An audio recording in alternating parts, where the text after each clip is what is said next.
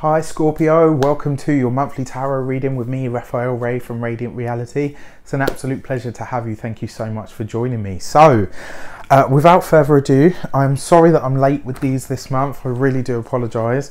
I would like to wish you bless both of these decks with all forms of love, light, peace, prosperity and abundance, and I pray that the messages that come through are ultimately clear and concise and they help you on your path to your highest vibrational good, as always. Okay, so your actions and your interactions straight away.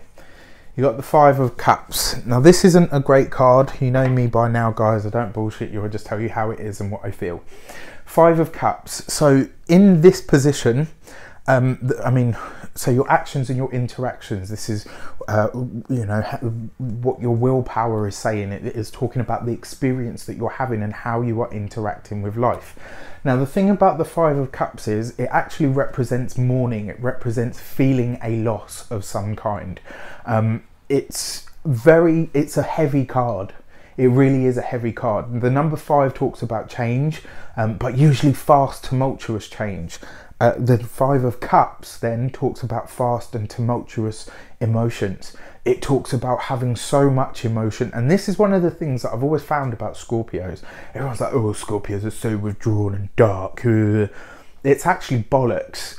Scorpios feel so much, so acutely and so deeply that they eventually become numb. Because to be in that state of heightened emotion constantly would drive anybody crazy. Not just them, but the people they have to interact with on a daily basis. And so they get to a point, most of them, very early on, probably by about 15, 16, where they are really able to detach from their emotions because they're so connected to them, if that makes any sense. And this is one of the things I kind of feel like that's bled out at the moment.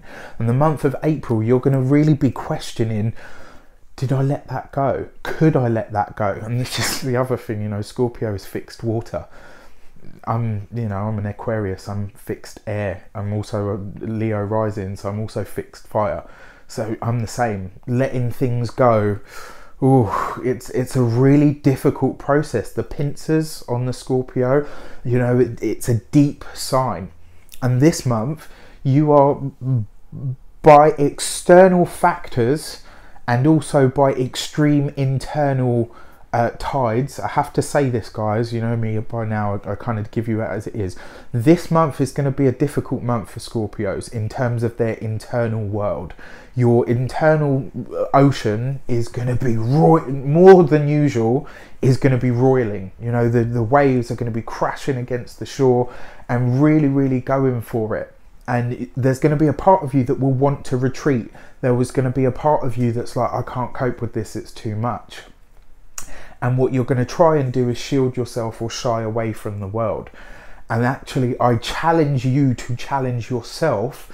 This month, do the opposite. This is a month for you to reach out. Because the thing is, although there are 3 cups spilt here and all of the content's gone and, unfortunately, the feeling of having them wasted, there's actually 2 cups still stood upright. And one of the taglines for this, as hard as it is to say this, to anybody, is do not cry for the spilt milk. Whatever it is that's gone, it's already gone. You cannot salvage it. You cannot save it. But what you have left is here. What you have left is alive. It's vibrant. It's present. It's with you.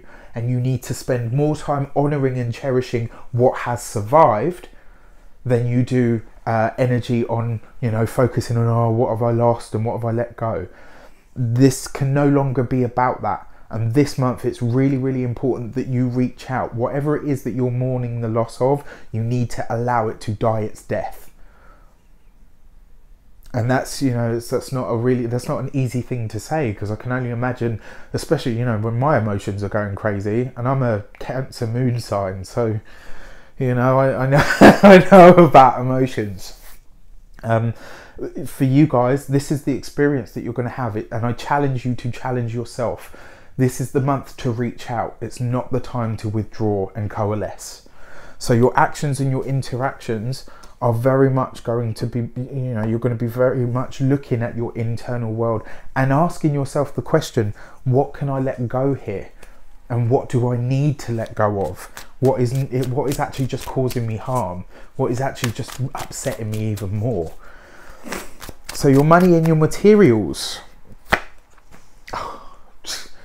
you know, I mean, that kind of says it all, doesn't it, really? And this is the really interesting part of life. You know, you have peaks and troughs, and that's the roller coaster that we're on. You have moments of incredibly deep, dark, hard, depressing lows, and then round the next corner you have these massive highs that just put you up there. You got the Ten of Cups.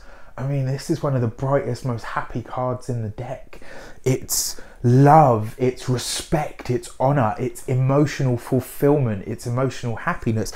If you can truly do the work to let go of what and who needs to be let go of, if you can truly do the work of saying to yourself, right, okay, you know what, I'm going to get clear on what I need to get clear on my internal level, and more importantly, I'm going to focus on what I truly have, and more importantly, what I truly want to build. If you can do that work, Scorpio, in terms of your money and your materials, your earning potential, your broadcast of abundance that you send out into the world, what you are able to create, certainly from the 18th of April onwards, will astound you. The beauty of this card is it doesn't just spell emotional fulfillment and wish fulfillment, because, you know, this is even better than the Nine of Cups. The Nine of Cups is total wish fulfillment. Like, if you could have a magic lamp and have, you know, your wish granted, what would you wish for? The Nine of Cups is great because it's your wish fulfilled. The Ten of Cups is even better because it's something that you can share with all of the people that you love and care about most. What you are able to create this month, if you can look at that, is really interesting, because you've got the Five of Cups and then you've got the Ten of Cups. It's like halfway. So you're halfway, and if you can see yourself as being halfway and go the whole way and go the whole mile, you can have the attainment. So 5 is the change, the tumultuous change. It's the doing, it's the halfway point where you're at the tipping point. The 10 is the attainment, it's the achievement where it becomes reality, where it becomes, because in the Kabbalah, the 10th sphere, number 10, is called Malkut, and Malkut is the kingdom of earth, and therefore I got shivers up my spine. It's about creating something real, about bringing it into tangible reality. Money and materials look really, really good this month. The only thing that I would say to you, physical health even looks good, providing you can let if you're willing to do the work internally, physical health will be great. If you don't, and you continue to mourn what is lost or whatever, your body will take the brunt of it. But money and materials in general look fantastic for this month. And like I said, certainly from the 18th of April onwards, I mean, you got some really nice little touches to come. Your communications, text messages, phone calls, emails, conversations, letters, correspondences, social media. You have the Eight of Swords. Now, interesting, because again, this is another one where you're kind of shielding away from the world. The Eight of Swords is not a great card. It talks about constriction, confinement. It talks about, you know, it can talk about entrapment and being, you know, imprisoned or jailed or of some sort. But in this, you know, it's the Swords card, which is communications, it's air. This talks about being lost in your mind, and it's like being lost in your mind because of your emotions. And this is why I say this month it's really, really important that you just do the work, no matter what it costs you in terms of, you know, having to really own up to some of the gnarly stuff. And this isn't necessarily about who you are as a person, it's just about the baggage that you really need to let go. It's about, you know, the prison that we've created in our own mind. It's about the prison within our own heart that we've created. And unfortunately, the bars that are holding us in it's our past. It's the stuff that now really just needs to be resolved and let go. And this is interesting because you've got Jupiter, which is currently in the sign of Scorpio. is it? Yeah, Jupiter in the sign of Scorpio, which is expanding everything and making it bigger. Interesting, because you've got the number 8, which is the Jupiterian number, because it's expansion, growth, abundance and blessings. But it expands everything, and it's currently retrograde. So this is forcing you to take a really deep look into what you believe. Do you believe it? How do you want to change? And more importantly, what are you going to change? And even more important than all of that, what are you going to let go? How are you going to liberate yourself? Trust yourself, trust your feelings. In terms of your communications, don't imprison yourself. Don't turn away. This is the time, this month. The message here is to reach out. When you reach out and you interact with others, as you can see, like there's a whole family on there, this is what you get. The brightest, the best, the most abundant. When you stay inside yourself and you stay just to yourself, this is what you get. Imprisoned in your own thoughts and feelings. Lost in that experience that you wish you could change. Get out of there. Literally get out of there and get out there. And start to bring people in.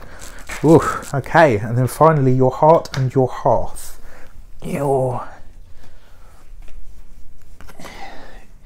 interactions and your relationships. You have the Hermit card. Now the Hermit card is actually a really good card because it talks about going on a quest. It talks about travel. It talks, and sometimes this can be a physical journey, but very often, certainly in terms of this stuff, this talks very much about an internal journey.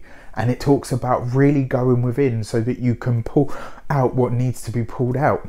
And the thing is with the Hermit card, you see how he's got the lantern there? He's bringing enlightenment to the furthest reaches of self. You see why he's wearing the grey there, like Gandalf? He is the wizard. He's the one that will go into all of the dark places and bring light to them. He is the one that is able to go into the recesses of self. And this is interesting because the Hermit card is represented by, represents the sign of Virgo. And Virgo is about really getting into the nitty gritty. I want to see all of it. I want to know all of it. And the interesting thing on top of that is your sign, is even more so. Just like the 8th house, it's about the stuff that's really, really deep. And if there's anyone that can go really deep into the recesses of self to pull out hidden gems of knowledge and wisdom and understanding of the experiences that they've had, it's you. And the Hermit card is lending you his strength. Gandalf is coming along with his wand, his staff, whatever you want to call it, and his light.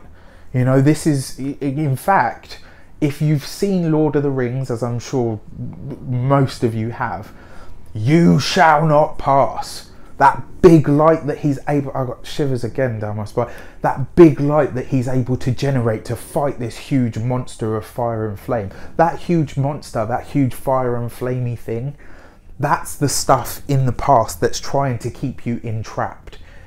And this is your personal Gandalf saying, come with me, let's go down there to the depths, let's look at what it is, and I'm going to show you how to shine the light on that fucker. And you know what happens once you shine the light on it? It disappears. It cannot survive without you feeding into it. And that's why I say to you, especially in terms of family members, in terms of psychologists, people that you've got that are friends, anybody that's into any sort of healing art or, any kind of healing, especially healing where you have to talk about yourself or hidden past life regression, anything of this sort is good for you now. Go to the places of your ancestors, whoever they might be. Go to the places that you visited as a child. Go to the places that that inspire strength in you. Whatever pilgrimage you feel like is going to help you, whatever place you can go to, you feel like is going to help you. In your heart and your half, so your relationships, the Virgo, the Hermit, is saying to you, if you're coupled, remember, although you are alone, it's a good idea to seek the light of other people and bring them in. Speak to your partner if you are coupled. Let them know what is going on with you. Let them know where you're at internally. If you're single, this is a time for you to stay single. And the reason being is because you need to plumb those depths. And it's going to be an experience that is enriching and empowering. The only thing that I will say to you is it's not going to be easy. You know, it's not going to be an easy journey. In terms of your familial stuff, reach out to your people, because they're there for you and they will carry you when you feel like you can't get there any longer. But like I said, whoever is your, not, and actually that was, I'm glad I didn't say the word, whoever you understand to be a person of strength and spiritual power in your life, reach out to that person, because they will be able to facilitate your healing. And it's really important this month that you reach out, Scorpio. Really, really important. Finally, your key to the month. Look at that. I mean, you get the Fool card. All of this whole month of April, if you do the work, this is your reset button. And you emerge as the Fool. Who is the Fool? The Fool is the most powerful card in the deck, because it's all things and no things simultaneously and by choice. It's the pure potential to shape matter, reality, strength, energy, power. Whatever it is that you want to create under the Fool, you can do so, because it is all things and no thing at the same time. And the thing is with the Fool is it's the new soul.